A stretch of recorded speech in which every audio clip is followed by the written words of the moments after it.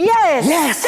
Trae un yes a tu vida con un préstamo de Co-op Seno Gandía. Te prestamos $6,000 desde $108 mensuales. Y si necesitas, te prestamos hasta $50,000. Solicita en préstamosenogandía.com o al 650-1122. Bienvenidos a Bonita Radio. Esto no es un cuento, esta es la verdad. En breves segundos, la periodista Carmen Enita Acevedo estará con ustedes. Bonita Radio está disponible en Facebook, Instagram, X, Spotify, YouTube, iVoox y iTunes. Agradecemos a nuestros auspiciadores. Cooperativa Seno Gandía, solidez y futuro. Y Vega Co-op, de tu lado siempre. Nuestras transmisiones son viables también gracias al apoyo de ustedes. Pueden enviar sus donativos accediendo a bonitaradio.net. Allí podrán realizar su aportación a través de PayPal o tarjetas de crédito. También pueden realizar su donativo por ATH Móvil Negocios a la Fundación Periodismo 21. O pueden enviar un cheque o giro postal a PMB número 284, P.O. Box 194000, San Juan, Puerto Rico 00919-4000. Bonita Radio, esto no es un cuento, esta es la verdad. Con ustedes, la periodista Carmen Enita Acevedo, en directo desde el estudio Roberto el Indio Acevedo.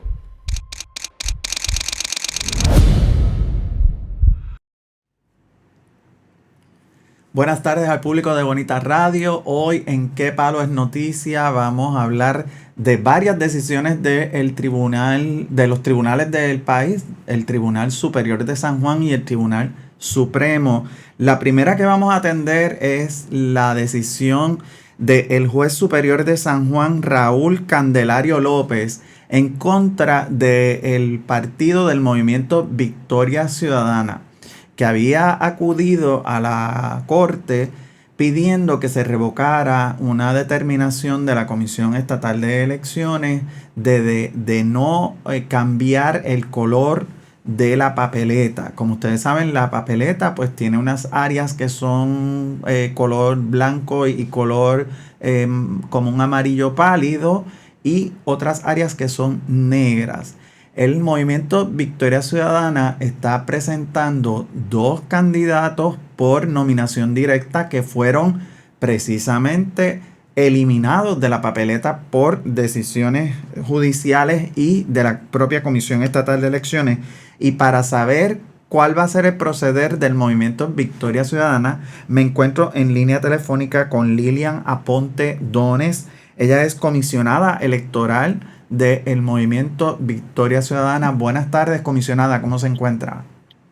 Buenas tardes a ti y a todas las personas que están sintonizando en la tarde de hoy. Comisionada, de inmediato le pregunto si esa era la decisión que ustedes esperaban o ustedes tenían esperanza en que el juez pidiera esa modificación de esos colores de la papeleta. No, mira, la decisión del juez Candelario lo que dice es que el pleito estaba prematuro, porque todavía teníamos la resolución de la presidenta donde adjudicaba el color negro. En el día de ayer en la tarde bajó la decisión de la presidenta con la resolución, y entonces nuevamente en el día de hoy presentamos una revisión judicial en reconsideración de lo que es la decisión de la presidenta de cambiar el color negro. Así que eso se está todavía en los tribunales dilucidando ese aspecto.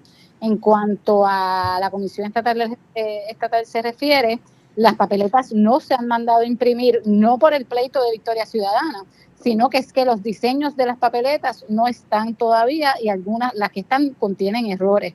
Así que no han salido a imprenta, y esperemos que en estos días, ¿verdad?, se vea el caso en sus méritos en el tribunal, que fue lo que no sucedió ahora. El juez nunca entró a decidir sobre el color negro o gris porque entendía que el caso todavía estaba prematuro. O sea que el juez resolvió, en efecto, tengo la sentencia abierta y dice que sería prematuro evaluar las determinaciones de la Comisión Estatal de Elecciones bajo el artículo 9.8 del Código Electoral, etcétera, Así que no resolvió el caso en sus méritos, pero la presidenta entonces sí determinó que se quede color negro. Exacto, durante Victoria Ciudadana radica el caso del pleito. La realidad es que si Victoria Ciudadana no acude a los tribunales, ni los diseños hubiésemos podido ver ni salido, porque no estaban disponibles. El jueves en la noche se reúne el pleno de la Comisión Estatal de Elecciones y ahí entonces, pues, ante la oposición irracional del Partido Nuevo Progresista y el Partido Popular Democrático, la presidenta decide que se quedará color negro, pero esa notificación todavía no se había dado a nosotros como comisionados electorales hasta el día de ayer. Así que no había una decisión final de la presidenta.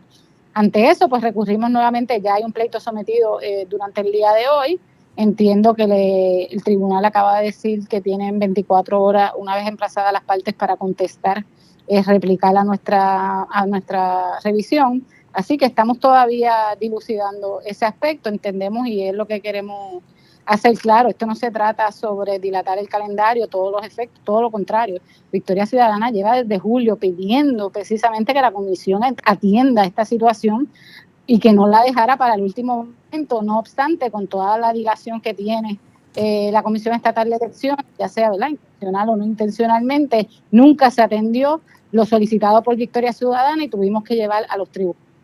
En este caso lo que estamos buscando no es proteger, ¿verdad?, unos candidatos en particular. En este caso lo que estamos buscando es proteger lo que es la intención del elector, ¿verdad?, en cuanto a ese elector que quiere emitir un voto por nominación directa.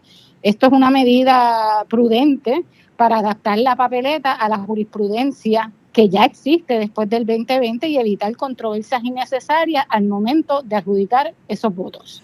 Y para estar claro, comisionada, y para que el electorado también lo tenga claro, si el elector decide votar por un candidato o una candidata por nominación directa, es decir, que no está su foto en la papeleta, tampoco está su nombre, y va a escribir el nombre. Si el nombre se sale de ese espacio blanco que hay para colocar el nombre de la persona, y digamos, estamos proyectando en la pantalla ahora mismo un ejemplo que dio recientemente la candidata representante Mariana Nogales, que escribiendo el nombre, como es un nombre, ¿verdad?, bastante largo, pues se sale de ese espacio en blanco y llega incluso hasta el área negra. Ese voto se invalidaría. No, en teoría no, y eso es lo que queremos evitar, ¿verdad? Ya el tribunal se expresó después del caso de Carlos Cruz en Guánica el 2020, el tribunal dijo que hay que proteger la intención del elector. Eso quiere decir que si el elector solo escribe un nombre, ese voto cuenta. Si el elector es que sale, ¿verdad?, y se escribe dos, ese voto cuenta. Si el elector no marca la X, aunque, ¿verdad?, y quiero aclarar que hay que marcar la X, ese voto cuenta. Ya esto lo adjudicó el tribunal. Lo que queremos es que, como la comisión no se adaptó a esas medidas, ¿verdad?, y a esas decisiones judiciales, pues en la papeleta proteger esa intención, que si ese elector se sale, ¿verdad?, de la cajita, que como sabemos es muy pequeña, no cabe el nombre completo, se pueda leer fácilmente sin que tenga que mediar, ¿verdad?, la controversia que se va a dar entre los partidos en la mesa de adjudicación. Los votos de nominación directa se adjudican manualmente con representación de todos los partidos. Y lo que queremos es evitar, ¿verdad?, que ya sabemos que vienen por ahí, porque lo estamos viendo aquí en cuanto a la creación de reglamentos, que esos votos no se vayan a contar. Lo que queremos es proteger la intención del elector, que pueda fácilmente leerse y evitar controversias adicionales o escenas como las que vivimos en el 2020, donde en las mesas de escrutinio se daban hasta casos de agresiones y peleando precisamente por esa votación de voto. Lo que estamos es facilitando, ¿verdad?, ese proceso, siempre salvaguardando lo que es la voluntad del elector que quiera utilizar esa columna de nominación directa. Claro, y ahí podrían también en la columna de nominación directa nominar, por ejemplo, a Manuel Ernesto Rivera, pero ese nombre es sumamente largo, que en este caso es el mío, no estoy aspirando a nada, pero el elector tendría que escribir todo el nombre o basta con escribir, digamos, Mariana o Rafael. El código electoral dice que tienes que escribir todo el nombre. Y si ves la misma papeleta, en la parte del cuadro de arriba, en las instrucciones que está dando la misma Comisión Estatal de Elecciones, en esa papeleta es escribir el nombre completo. Ya el Tribunal Supremo dilucidó eso. Y dice que si no escribe el nombre completo, cuenta. Lo que queremos evitar es que eso llegue a que el PNP y el PPD decidan no contarlo, que ahí es que está el problema en la adjudicación. Nosotros inclusive tratamos de incorporar ese lenguaje en el reglamento de las elecciones generales, como está en la jurisprudencia, y el PNP y el PPD se opusieron, precisamente porque lo que están buscando es obstaculizar que se cuenten esos votos de nominación directa, y no importa si ya hay una decisión del tribunal, y ellos van a ir a esas mesas de escrutinio con esa dirección a sus funcionarios. Lo que queremos es evitar las posibles controversias y confrontaciones que se den en este proceso de adjudicación. En el caso del 2020 del candidato alcalde de Guánica, que corrió para, ¿verdad? Bajo ese método de nominación directa, finalmente no logra el triunfo, a pesar de que incluso se escribían su nombre a veces de manera incorrecta, y por eso no logra que le adjudiquen esos votos. Claro, en el caso de Carlos Cruz, que nosotros, según mi experiencia y el análisis y estudio del caso, yo estuve ahí, él ganó esa alcaldía, se la roban como pasan situaciones irregulares que pasaron tanto en Guánica como pasaron en San Juan, con el manejo de las papeletas, de las actas que desaparecieran. Así que eso es un caso particular de ese momento. El problema es que el caso de Carlos Cruz nos debe enseñar, ¿verdad?, la Comisión Estatal de Elecciones, que tiene que proteger la intención de ese elector y eliminar todas las barreras que puedan haber en cuanto a la emisión de ese voto por nominación directa. La Comisión no lo ha hecho, y lo que ha hecho es imponer barreras adicionales. En este caso, el color negro es una barrera adicional que puso la Comisión. Sin embargo, partidos como el Partido Nuevo Progresista y el Partido Popular Democrático en sus primarias utilizaron un color gris, que es el color que se está diciendo que se utilice ahora. Ellos dicen que es bueno para sus electores, pero no para el resto del país, dando una clara visión, ¿verdad?, la intención que tienen de entorpecer la adjudicación de ese voto. De hecho, se usa mucho el caso de Ricky Rosselló, que entra por nominación directa en los cabilderos, pero precisamente esa papeleta era blanca, era fácil de ver ese nombre y reconocerlo y evitar controversias mayores. Y eso es lo único que está buscando Victoria Ciudadana con este pleito, que la idea era que no llegara al tribunal, porque nos parece que es un asunto que pone al elector como eje principal y protagonista de lo que es la elección, y esa papeleta no puede tener barreras adicionales que impidan ese voto, esa intención del elector que quiere escribir en la columna directa. La realidad es que el espacio no da, y si el espacio no da, pues lo mínimo que podemos hacer es eliminar esa barrera del negro y va a ser un proceso transparente donde se pueda adjudicar. Porque acuérdate que el Sharpie que se usa, ¿verdad?, no se usa un bolígrafo, el Sharpie es un Sharpie grueso, es negro, y si tú escribes negro sobre el negro, no se ve fácilmente. ¿Y a qué usted adjudica o por qué usted piensa que la presidenta interina Jessica Padilla haya decidido que ese color sea negro, y en lugar de mantener lo que fue la papeleta de la primaria del PNP y el PPD, que era color gris? Es que no hay razón alguna, y yo siempre lo dije, ¿verdad?, que se nos dé una explicación de por qué. De hecho, yo estoy en una reunión actualmente de comisión donde estamos evaluando las máquinas que se van a utilizar para el conteo del voto adelantado y el voto ausente, y ellos no saben cómo va a funcionar una papeleta negra en esa máquina, porque lo único que han utilizado es papeleta gris. O sea, la realidad es que aquí lo que hay es una intención de obstaculizar el voto por nominación directa, como hicieron para remover los candidatos de Victoria Ciudadana en el pleito del tribunal. Saben que viene un cambio, hay un miedo, y buscamos entorpecer los procesos electorales para que no se celebre lo que es la voluntad del elector. Y en ese sentido, la Comisión Estatal de Elecciones ha perdido su norte en proteger el electorado, que debe defender a todo costo, más allá de los partidos políticos. Aquí solo 2 partidos se opusieron al cambio de color, y son los mismos 2 partidos que hace unos meses utilizaron el cambio de color que se está solicitando. Sí, para ellos era bueno y para los demás entonces no. Sí, y así mismo lo dicen, te lo dicen, ¿no? Porque estos eran los electores de mi partido, ahí no había controversia, pero no es suficiente bueno para que el resto los pueda utilizar. La realidad es que eso lo vimos con el Código Electoral del 2020, saben que el panorama electoral está cambiando, los electores están cambiando, están buscando más diversidad en esos votos, ya el voto íntegro es una cosa del pasado, se vota, ¿verdad?, por propuestas, por proyectos, porque urge un cambio de país. Y a ellos verlo de esa manera, pues están buscando entorpecer el proceso electoral. Lo vivimos en el 2020 y lo que estamos viendo ahora es una antesala a un proceso igual de atropellado. El electorado debe entender que esto no solamente beneficiaría en caso, ya usted me acaba de confirmar y revelar en primicia que ya solicitaron la reconsideración al juez Raúl Candelario López a raíz de que entonces la decisión de que la papeleta sea negra la emitió la presidenta de la Comisión Estatal de Elecciones, Jessica Padilla, ayer, y ya ustedes entonces pidieron esa reconsideración al juez. Esto en caso de que el juez fallara a favor del movimiento Victoria Ciudadana, beneficia a todos los electores que quieran votar por nominación directa por cualquier candidato. No se circunscribe a Rafael Bernabe, el senador, y a la representante Mariana Nogales. Exacto, esto se trata de proteger la intención de ese elector y que se adjudique el voto tal como ha sido reconocido ya por el Tribunal Supremo.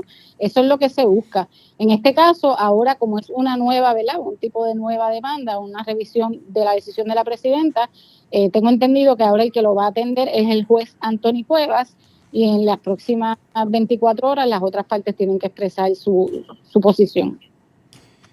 Ok, o sea que no sería el mismo juez. No sería el mismo juez, sí. Es como si fuese un pleito nuevo, porque ahora pues sí hay ya más prematuro. Ya viendo entonces, ese modelo de la papeleta negra ya se presentó. Todavía no se ha mandado a imprimir las papeletas, todos los diseños tenían errores, la papeleta presidencial, porque ahora hay 5 papeletas, la papeleta presidencial no estaba diseñada todavía, así que esa orden de remitirlo a la imprenta todavía no se ha dado. No por el caso, sino porque habían nombres mal escritos, los órdenes de los candidatos no estaban bien, problemas con los logos de los partidos. Así que esa orden de reproducción de las papeletas, que tenía que haberse hecho el jueves, según el Código Electoral, no ha sucedido. Comisionada, aunque usted obviamente representa al movimiento Victoria Ciudadana, pues también se ha dado una decisión en el día de hoy en el Tribunal Supremo, fallando por decisión mayoritaria con 2 opiniones disidentes escritas. El Tribunal Supremo mayoritariamente falló en contra del Partido Independentista Puertorriqueño, que impugnó precisamente la papeleta del plebiscito criollo que convocó el gobernador Pedro Pierluisi para estas elecciones. En el caso del movimiento Victoria Ciudadana, ¿cuál es el llamado de ustedes como partido al electorado en cuanto a esa papeleta del plebiscito? Sí, en cuanto a la decisión, pues llevamos todo el día desde la mañana aquí reunidos, no he podido revisarla. Yo creo que lo más importante en este caso es que la gente sepa que con esa papeleta no se va a definir el estatus de Puerto Rico. O sea, eso es una consulta que no es vinculante. En este caso es onerosa, estamos ante un proceso electoral, ¿verdad? Vivimos la debacle de las primarias, la Comisión Estatal de Elecciones no está lista para el evento electoral, necesita recursos económicos, necesita recursos humanos, y en vez de utilizar los fondos públicos para mejorar el sistema actual, pues se utiliza para una consulta que no es vinculante. En ese sentido, pues nuestra posición es esa, en que tenga que reconsiderarse cómo se va a utilizar el presupuesto. Todavía la comisión no tiene el presupuesto del plebiscito, no sé cómo se va a llevar todo lo que establece la ley, ¿verdad?, la orden ejecutiva del gobernador, donde establece que hay que hacer una campaña educativa, reglamento, entre otras cosas. Eso en la Comisión Estatal de Elecciones no está contemplado y no está contemplado en su presupuesto. En esa opinión disidente que emite la jueza presidenta Maite Oronoz, ella señala que si se hace y voy a leer de la sentencia, si se hace un análisis desapasionado, sereno y objetivo del derecho aplicable, nos forzaba a declarar el referido estatuto inconstitucional por infringir indebidamente el principio de separación de poderes y la doctrina de la delegación.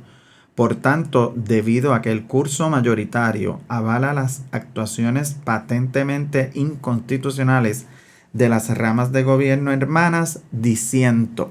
Esa fue la contundente declaración escrita que emite la jueza presidenta Maite Oronoz en su opinión disidente, pero pues ya sabemos que el Tribunal Supremo es el máximo foro judicial, y más allá de que el Partido Independentista Puertorriqueño pueda pedir una reconsideración a esa decisión, pues ya parece que ese plebiscito criollo se va a celebrar. Sí, no, concuerdo. Y una de las cosas que nosotros siempre hemos dicho, el gobernador tuvo 3 años anteriores para decir que se va a llevar a cabo un plebiscito y no lo hizo. Lo hace en un momento donde la Asamblea Legislativa ya había culminado su sesión, donde ya el presupuesto, ¿verdad?, del país estaba aprobado, incluyendo el presupuesto de la Comisión Estatal de Elecciones, poniéndonos en una situación onerosa para llevar a cabo lo que es el proceso electoral. Todos vivimos la primaria, sabemos la debacle que fue. Ahora no son 3 papeletas, estamos hablando de 5 papeletas, van a crear filas, y eso es lo que ahora tiene que atender la Comisión Estatal de Elecciones. No obstante, también lo que bien menciona, hay un choque entre lo que es la orden ejecutiva y da unas directrices a la Comisión Estatal de Elecciones que chocan precisamente con el Código Electoral, y ahora, ¿verdad?, va a estar ese debate de qué se aplica, y lo vimos ya con lo que era el voto adelantado, el voto por correo, donde el Partido No Progresista quería que no se emitiera ese voto por correo certificado, porque el plebiscito decía, ¿verdad?, la ley del plebiscito decía que no podía ser de esa manera. Así que definitivamente va a ser un choque en cuanto a los procedimientos electorales que se avecinan, y es algo que vamos a tener que evaluar aquí, cosa que todavía no ha sucedido. O sea que estaríamos al borde de ir nuevamente o de acudir nuevamente a los tribunales, porque una orden ejecutiva no tiene peso de ley, y una ley va por encima de una orden ejecutiva, que en este caso lo que debe prevalecer sería el Código Electoral. No, y eso es lo que se va a estar, ¿verdad?, evaluando en estos momentos, y cómo lo implantas en una comisión que ya está en un estado crítico de recursos económicos y recursos humanos. Lo vimos con las campañas educativas de inscripción de electores, ¿verdad?, que nos ha costado lograr que la comisión haga una campaña de inscripción de electores a tal cercana fecha del evento electoral, y si se le va a dar la prioridad a esa papeleta sobre las otras. Eso es algo que se va a tener que atender aquí en la comisión, porque eso es lo que quiere el PNP, que se haga, por ejemplo, una campaña educativa específicamente sobre esa 5ª papeleta, pero no habla del resto del proceso electoral ni el resto de las otras papeletas, que son más importantes porque precisamente sí tienen un impacto en el país, y sí son, ¿verdad?, vinculantes a la política pública que se va a implantar por el resto de los 4 años venideros. En el caso de la consulta, es otra consulta más, no es nueva, no es vinculante y no representa una solución real al problema del estatus. Puerto Rico vive ante una situación de profundas crisis en el sistema de educación, crisis en el sistema de salud, crisis en el sistema educativo, que hay que atender con prioridad. Y esta 5ª papeleta, que representa un gasto, no atiende nada sobre el problema del estatus. ¿Usted prevé un caos el día de las elecciones, cuando ya finalmente se cierren los colegios y se comience ese proceso de conteo de votos? Mira, yo no puedo prever un caos. Yo te voy a decir lo que hay ahora mismo, y la realidad es que la Comisión Estatal de Elecciones no está preparada aún para el 5 de noviembre. Ahora mismo tenemos una fecha que para mí es vital e importante, que es el 21 de septiembre, que es donde cierra el registro electoral. A todo aquel elector o electora que tenga que hacer un cambio, activarse, reubicarse, tiene hasta esa fecha para hacerlo. Ahora mismo sabemos que el Código Electoral cerró la mayoría de las juntas de inscripción permanentes. Eso significa que los espacios de inscripción se han reducido. Y con esta situación de la falta de energía eléctrica en el edificio administrativo de la comisión, pueden tener un impacto en esos procesos de atención a los electores que están buscando cómo inscribirse.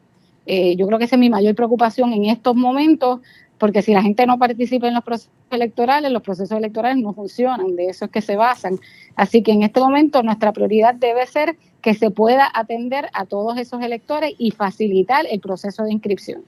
Ayer yo tuve la oportunidad de entrevistar a la comisionada electoral del Partido Popular Democrático, Carla Anglero, que se mostraba un poco decepcionada porque el proceso de inscripción de nuevos electores o de electores que tienen la oportunidad de ejercer su derecho al voto por primera vez, ella hablaba de un número de alrededor de 150,000 y de esos que son elegibles para votar, solamente se habían inscrito unos 50,000. ¿Usted cómo ve de cara a esa fecha del 21 de septiembre? ¿Cree que pueda mejorar ese número o cree que hay apatía entre los jóvenes para ir a inscribirse y votar?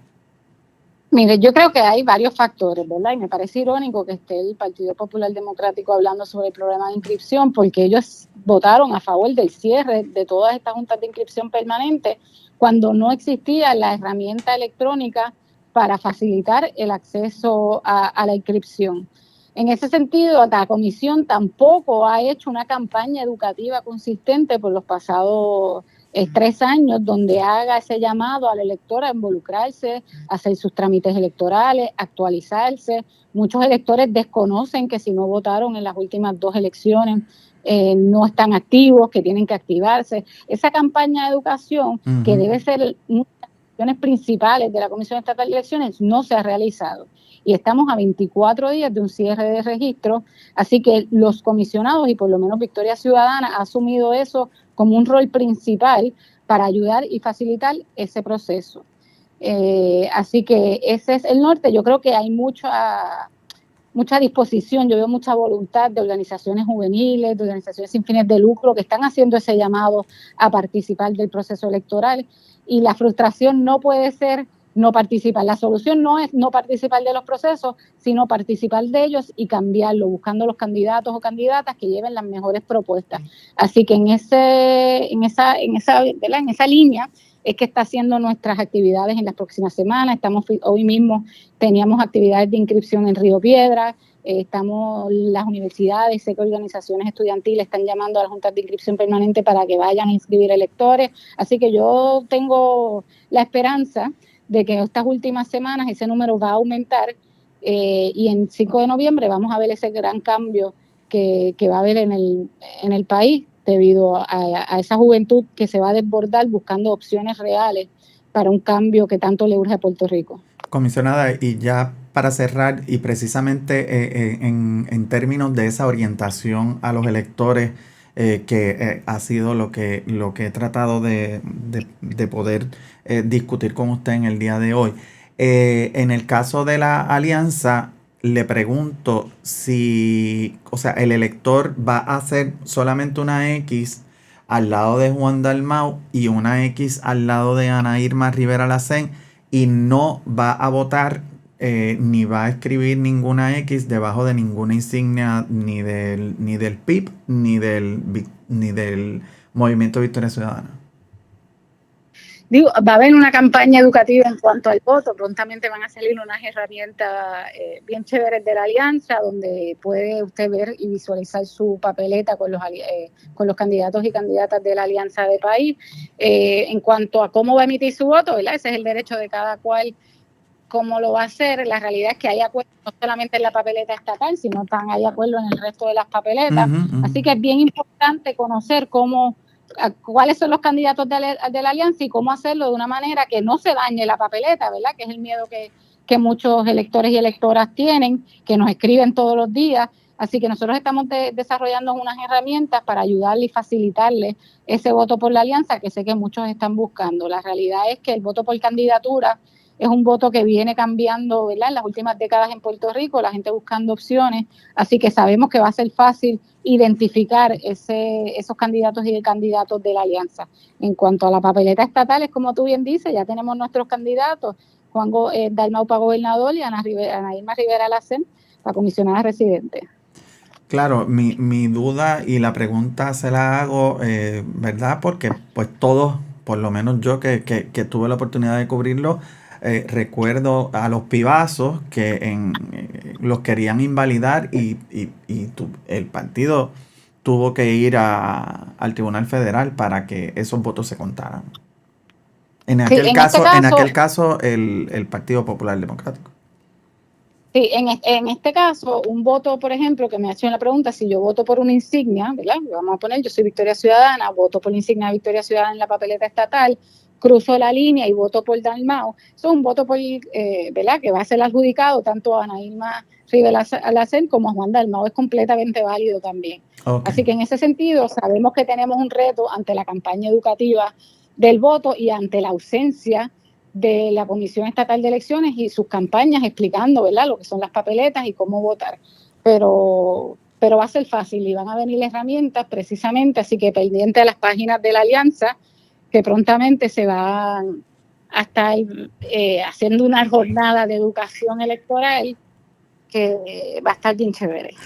Gracias mil, comisionada, por compartir toda esta información con el público de Bonita Radio y con los potenciales electores en esas elecciones generales del 5 de noviembre. Gracias a ustedes por el espacio. Hasta luego. Bueno, escuchaban a la comisionada electoral del movimiento Victoria Ciudadana, que entre otras cosas ha dado aquí en Bonita Radio la primicia de que ya se presentó la revisión de el caso del movimiento Victoria Ciudadana contra la Comisión Estatal de Elecciones, en donde se está pidiendo que las papeletas, en lugar de ser de color negro en las áreas donde no hay candidatos, que esas áreas negras sean de color gris, como fueron en las primarias del Partido Popular Democrático y del Partido Nuevo Progresista en el pasado mes de junio.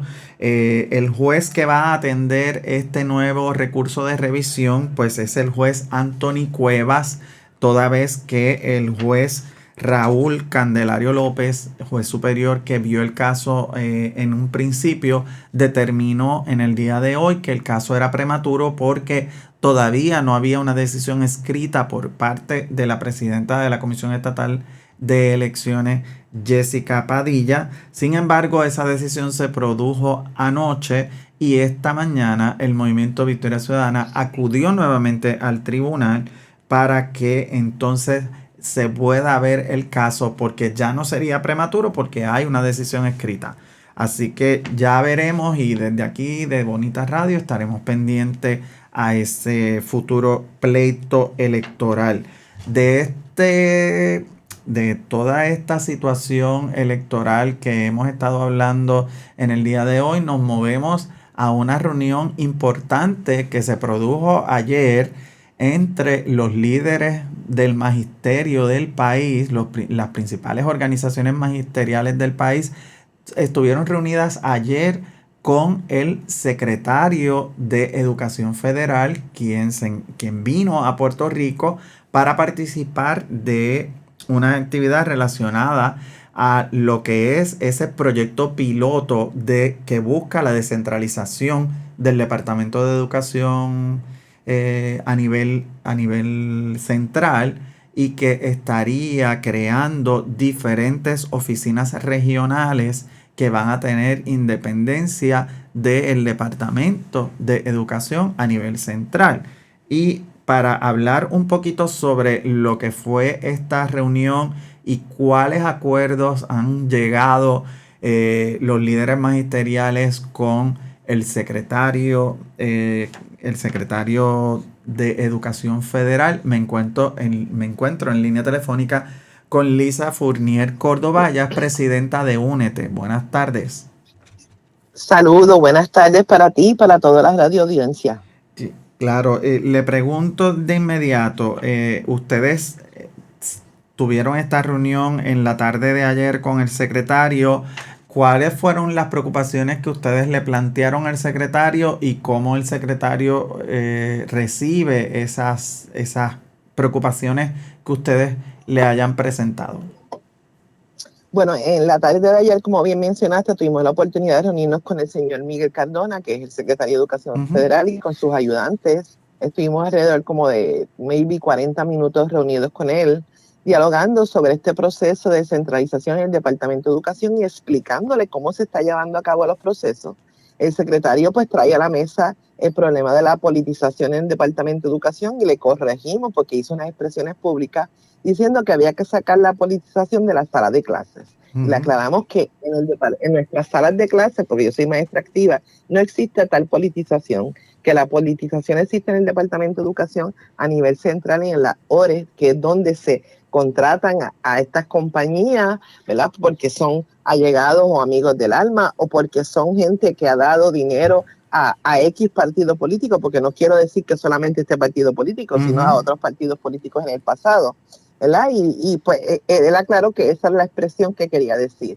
Nos gustó mucho que él tiene claro que el dinero no está llegando a la sala de clase, tiene claro que es vergonzoso, porque esa fue la palabra que utilizó, el salario actual de un maestro, que un maestro tenga que invertir su dinero para ambientar su salón, pintar su salón, comprar materiales o comprar equipo, y que eso no debía pasar. Lo que pasa es que él se le expuso sobre lo que estaba ocurriendo, sobre las renuncias que hubo en ese comité que fue designado, que estamos hablando de personas que eran, ¿verdad?, importantes, la doctora Eileen Segarra, el doctor José Caraballo, Cueto, entre otros, que renunciaron, y la última que renunció pues fue la de la Escuela Montessori, ¿verdad?, Ana María Blanco, que son personas que están comprometidas con la educación de Puerto Rico y que sus expresiones fueron, que son las mismas vivencias que nosotros hemos tenido al participar, de que estamos allí como sello de goma, hacemos recomendaciones para que ¿verdad?, para que mejore este proceso, porque quiero aclarar a la audiencia que nosotros los sindicatos y los maestros sí creemos en la descentralización. Lo que no creemos es en darle más poder a la ORE, que en este caso son las regiones educativas, y que indirectamente todavía a nivel central tenga injerencia sobre quién se va a nombrar para estos puestos, porque ellos hablan de que van a liberar y que son las comunidades las que van a tomar las decisiones, más sin embargo esta ORE o esta LEA, porque ahora va a ser una LEA con 120 y pico de escuelas que va a funcionar en Ponce, va a funcionar con unas organizaciones escolares que fueron aprobadas el semestre pasado. O sea, que el Departamento de Educación ya decidió cuál era la cantidad de maestros, la plantilla de maestros que se iban cuál es el presupuesto que iban a tener estas escuelas. So, como tal, no hay tal descentralización como se pretende que se vea en los medios tradicionales, ¿verdad?, la radio, prensa, que ellos quieren proyectar. Él está claro de lo que está ocurriendo, estaba muy dispuesto a escuchar, muy interesado a escuchar, e incluso nos dijo que quería hablar más sobre esto, ¿verdad? Porque nosotros le dijimos, esto de la descentralización ya existía. Nosotros teníamos con las escuelas de la comunidad, nosotros bajo la ley 149, teníamos el poder de tomar decisiones en nuestras escuelas, de cómo se iba a gastar el presupuesto, y eso se eliminó de golpe y porrazo con una ley 85 que está clara que esa ley hay que derogarla. Nosotros preferimos derogarla o enmendarla. Él está claro porque esta ley es la que evita que nosotros tengamos ese poder de decisión en nuestras escuelas. Y mientras eso pasa, también le hablamos de los famosos atornillamientos, porque él tenía la idea de que cada vez que cambiaba el partido político en el poder, estas personas que estaban ahí cambiaban de su puesto y se iban y entraban otras con nuevas ideas. Y eso no es lo que está ocurriendo. Ahora mismo acaban de atornillar 94 puestos de superintendente, que son personas que respondían a la administración que está actual y van a permanecer dentro del Departamento de Educación, ganándose unos puestos, un salario exorbitante. Y todavía faltan puestos por nombrar, porque esta semana se acaba de crear un puesto de ejecutivo a nivel 3, que es para dejar al señor Jimmy Cabán, que está dirigiendo la Oficina de Carrera Magisterial y los Recursos Humanos del Departamento de Educación. Así que no hay tal cosa que despolitización en el Departamento de Educación. ¿Qué plantea? O sea, ustedes tuvieron la oportunidad también de presentarle sobre el gasto de nómina de empleados de confianza, que es millonario, y los contratos que se están otorgando precisamente a directores de campaña de Jennifer González, de William Villafañe, de Johnny Méndez, quien fue presidente de la Cámara y aspiraría nuevamente a ser presidente de la Cámara en caso de ser electo. Claro, le estamos diciendo que por ahí que se va el Departamento de Educación, porque fíjate esto, el DE es la agencia que más fondos tiene en este momento, pero esos fondos vienen ya designados para nóminas, para servicios profesionales, en este caso ahí donde se gasta la mayor partida de dinero, ¿verdad? Pero entonces, idear y la descentralización se está sufragando con fondos federales, o sea, con los fondos de emergencia ESSER. Estos fondos que se acaban en septiembre, ¿de dónde el departamento va a conseguir dinero? ¿El gobierno federal va a seguir dando dinero para sufragar esto? ¿O esto es nada más que capote y pintura y se queda en el aire luego? Porque estamos hablando de que ahora mismo hay 21 millones que la Junta de Control Fiscal le tiene congelado al Departamento de Educación, no se los va a soltar. Se los tiene congelados por incumplimiento, porque no han logrado unas metas que tienen que lograr en el Departamento de Educación. O sea, ¿de dónde va a salir el dinero para continuar con esta aparente descentralización que tiene el Departamento de Educación? Esa es la pregunta que le estábamos haciendo. ¿Y cómo se despilfarra el dinero en el Departamento de Educación y se dan contratos millonarios, como bien mencionaste, a todas estas compañías, algunas de nueva creación, otras que están allegados a políticos que están en este país, pero sin embargo no hay dinero para montar aire acondicionados en la sala de clase de los maestros? No hay dinero para un aumento real, ¿verdad? Porque sabemos que conseguimos un aumento el año pasado tirándonos a la calle, pero un maestro en Puerto Rico ganaba $1,750 con un bachillerato y $80 más con una maestría. O sea, y ahora estamos en $2,750, pero aún así, para el trabajo, la carga académica que nosotros tenemos, eso es nada comparado con otros países, o sea, con otros países y con otros estados de Estados Unidos. Yo creo que estamos muy por debajo de los demás estados. O sea, un maestro gana $2,750 mensuales y el director de finanzas de la campaña de Jennifer González firmó un contrato del que luego rescindió por $37,500 mensuales por 6 meses, y que sería, estoy hablando de Oriol Campos, y que ese contrato precisamente sería hasta el 31 de diciembre y devengaría un salario por ese periodo de 6 meses de $225,000 por solamente 6 meses para supuestamente asesorar sobre los proyectos de infraestructura, mientras que el maestro de salón de clase, que con su dinero tiene que acondicionar su propio salón de clase, se gana $2,750. Y esos $2,750 sin lo que le sacan de la ley 106, y lo que le sacan de retiros, y lo que le sacan del plan médico, que en realidad un maestro viene quedándose como con $2,000 al mes, y cuidado, 1,100 algo, se viene quedando un maestro quincenal.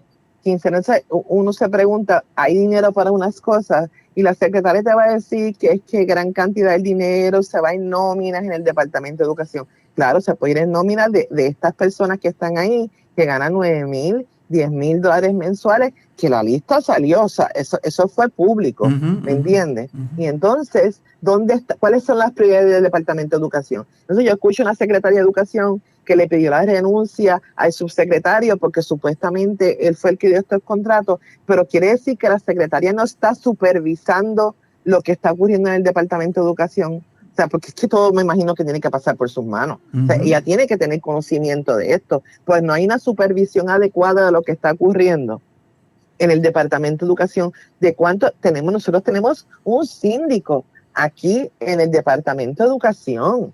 Y sin embargo, sigue ocurriendo esta cuestión de los atornillamientos y de los contratos millonarios que se dan en el Departamento de Educación. Ahora mismo, para esto de la descentralización, aquí se ha gastado miles y miles de dólares, porque mira, la compañía IOTA, que es Impact Company Inc., se le pagaron 5.2 millones, 5.2 para establecer unas guías de trabajo para la creación de las LEA. 5.2, aquí no hace falta. Más también se contrató la compañía PSC, por $70,000 para la identificación de consideraciones legales críticas para la descentralización. O sea, aquí no hace falta que se paguen esa cantidad de dinero para una descentralización. Aquí lo que hace falta es que se les devuelva el poder a las escuelas, que se derogue la ley 85, que esa ley sabemos que fue creada por Abel Nazario, por Julia Keller, que son convictos en este país, y fue también aprobada por un gobernador que fue sacado por el pueblo de Puerto Rico. Esa ley no debería ni tan siquiera existir. O sea, aquí necesitamos una verdadera reforma educativa que le dé el poder a las escuelas en la toma de decisiones administrativas, curriculares, porque los niños del pueblo de Manatí, que es donde yo trabajo, no son igual que los niños del campo de Jayuya, o de los niños del campo allá arriba en la Junta, o de los niños en San Juan. ¿Me entiendes? Hay diferentes intereses donde uno tiene que desarrollar dependiendo de la área de residencia. Obviamente el currículo tiene que estar alineado, ¿verdad? Porque si un niño se muda de un pueblo a otro, pero hay diferentes intereses. En la montaña quizás nos debemos concentrar en lo que es la agricultura, en otros pueblos ganadería, o sea, pero eso no pasa en el Departamento de Educación. Aquí hay dinero para comprar bultos, aquí hay dinero para comprar loncheras, pero no hay dinero para darle mantenimiento a nuestras escuelas. Y tengo, ¿verdad? Para no ser mezquina, tengo que decir que hay muchas escuelas que están quizás en mejores condiciones que otras, ¿verdad? Este año, que ha habido una leve mejoría en eso, pero pintar una escuela no debe ser, no es indicio de que estamos preparados para que inicie el curso escolar. Pintarle una escuela es darle mantenimiento. Para estar preparados tiene que ir más allá de eso, de recogido de escombros, que haya materiales, que las fuentes estén funcionales, que no haya paloma. Y lo que nosotros nos hemos encontrado en todas estas 2 semanas que lleva de clase es que hay escuelas que están en un estado que no deberían de estar, que hay escuelas que se están construyendo mientras se da clase, que hay escuelas en condiciones infrahumanas que yo puedo decirte a ti que quizás se están rayando en lo que es maltrato institucional ante la ola de calor porque no hay ventilación, tienen 1 o 2 abanicos y no se ha hecho un estudio de calor, no se ha hecho un estudio energético para ver si en la escuela se pueden instalar aires acondicionados o no, y seguimos arrastrando los pies durante los últimos 5 años en la reparación de columnas cortas, en la reconstrucción, en todo eso, y mientras tanto quienes pagan son nuestros niños y niñas, nuestros jóvenes en el país, y obviamente los maestros, porque las condiciones de estudio de los estudiantes son las condiciones de trabajo también de los maestros. Precisamente ayer conversaba con el geomorfólogo José Molinelli, que estaba hablando de esa problemática de las escuelas con columnas cortas, que dice que no son sismoresistentes a pesar de que se han reforzado las columnas en algunas escuelas, y que los ejercicios que se hacen donde los niños se meten debajo de los pupitres pues son un aliciente, pero si una escuela se viene abajo, como ocurrió con la escuela de Agripiña de Guánica, aunque los estudiantes estén debajo de la silla, si el techo de la escuela colapsa sobre ellos, es muy poco probable que se mantengan con vidas. Entonces uno mira, porque vuelvo y te repito, yo soy maestra de la sala de clase, yo viví lo que era reparación de columnas cortas en mi escuela, y eso taladraron, ¿verdad? Al lado de las columnas, rellenaron con un foam y le pusieron una placa, una cosa que terrible, y nosotros en la escuela con ese polvorín terrible, que yo dudo mucho, ¿verdad? Coincido, yo no soy experta en esa área, pero yo dudo mucho que eso pueda proteger de nuestras escuelas con lo que se hizo. Entonces tenemos otra situación que es la falta de supervisión, porque entonces tenemos estas compañías que se contratan, que yo tengo que decirle que esta semana en la Jesús Sánchez Erazo, que fue de las primeras que salieron en las condiciones en la prensa que denunciamos cómo estaba esa escuela previa al inicio de clase, nos dicen los compañeros maestros de ahí que al otro día de salir a la prensa, lo que llegó fue un grupo de personas, que no quiero, ¿verdad? Un grupo de personas que no estaban capacitados, simplemente llegaron a recoger, pero no tenían ni tan siquiera la indumentaria apropiada, o sea, estaban en chancletas, no tenían cascos protectores, o sea, son personas que, vamos a decir, que no tienen documentos en este país, y estas compañías que contratan, subcontratan y los recogen y se los llevan para hacer los trabajos que hay que hacer en las escuelas. No hay supervisión. En mi escuela tuvimos que virar nuevamente el sellado de techo durante 6 ocasiones, porque sellaron nuestro techo de la escuela y aún así seguía filtrando, y había que volver a la compañía para que volvieran otra vez durante 6 ocasiones. Entonces uno dice, ¿dónde está la supervisión? ¿Dónde está? Porque ellos no cobran, como dirían en mi pueblo, yo vivo en Ciales, con arandelas. Ellos cobran buen dinero. Cobran aquí miles y miles de dólares por sellar un techo, miles y miles de dólares por pintar una escuela. O sea, no son 2 o 3 centavos. Profesora, le pregunto, ¿ustedes vieron a Miguel Cardona receptivo en ponerle el cascabel al gato? O sea, alguien tiene que controlar esa pluma de fuente que hay en el Departamento de Educación, que otorga contratos a los amigos del alma y a los que están relacionados, a los líderes políticos de turno, para dejarlos precisamente en puestos, como usted dice, atornillados, y en puestos de recién creación, como ese puesto de Jimmy Caban de carrera magisterial. Pues mira, yo lo escuché y lo visualicé muy sorprendido, porque él no sabía de estos puestos que estaban, bueno, si lo sabía, pues lo disimuló muy bien, pero su cara fue de asombro cuando le dijimos que se habían creado estos 92 puestos y que todavía faltaba, porque él pensaba que esta gente salía de la agencia, porque eran puestos de confianza, y peor aún cuando le contamos que están violentando la ley, porque se supone que estos puestos bajaran como puestos transitorios, y estos puestos bajaron como puestos probatorios, que eso es casi una permanencia, y aquí en violación de la ley, porque la ley aquí se cumple cuando es para los maestros. Aquí rapidito implanta la ley 85 cuando es para pues como te dije, para aplicársela al maestro, pero cuando es en el Departamento de Educación, que es del otro lado, ¿verdad? Pues entonces el departamento incumple con la ley. Él está muy dispuesto, nosotros quedamos en volver a reunirnos nuevamente, porque él quiere escuchar las voces, los reclamos y las propuestas que nosotros hemos presentado en diversos foros que hemos participado, porque yo tengo que decir que nosotros hemos participado de todos los foros que ha habido de IDEAR. O sea, nosotros fuimos a toda una de las regiones, escuchamos cuáles eran las preocupaciones de los maestros y qué es lo que los maestros querían, y participamos de eso, pero eso no es lo que se ve, lo que está pasando, y que él quedó de que quería reunirse nuevamente con nosotros porque él quiere estar bien empapado de lo que entiende que nosotros representamos a los maestros. Muchos de los que estaban allá estamos en la sala de clase y otros están en contacto directo visitando escuelas. O sea, a nosotros nadie nos cuenta nada, nosotros lo vivimos y lo corroboramos. Así que esa reunión yo creo que se debe estar dando próximamente. Nosotros vamos a seguir fiscalizando este proceso, ¿verdad? Nos causa mucha suspicacia el por qué en la ORE o en la LEA se va a radicar en Ponce. Pues sabemos que en Ponce es donde más dinero va a llegar en este momento, porque en esa LEA es donde ha habido los terremotos, o sea, que las escuelas han sido más afectadas. Claro. ¿Cuántos años llevamos? Y no se ha construido solamente 2 escuelas, 12 escuelas en todos estos años. Todavía tenemos estudiantes cogiendo educación a distancia y cogiendo clases en vagones. En vagones. O sea, ahí es donde se va a poder repartir el dinero en esa LEA.